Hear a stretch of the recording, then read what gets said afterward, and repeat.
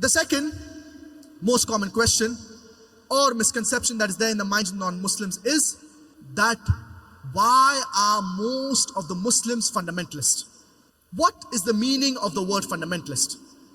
Fundamentalist, by definition, means a person who follows the fundamentals of a particular subject.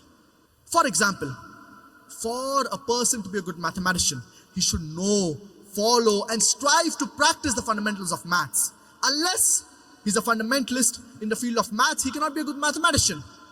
For a person to be a good scientist, he should know, follow, and strive to practice the fundamentals of science. Unless he's a fundamentalist in the field of science, he cannot be a good scientist. You cannot paint all fundamentalists with the same brush, that all are good or all are bad. Depending upon which field the person is a fundamentalist, you have to label him accordingly. For example, there is a fundamentalist doctor whose profession is to save human lives. He's a boon for the society. On the other hand, there is a fundamentalist robber whose profession is to rob. He's a bane for the society.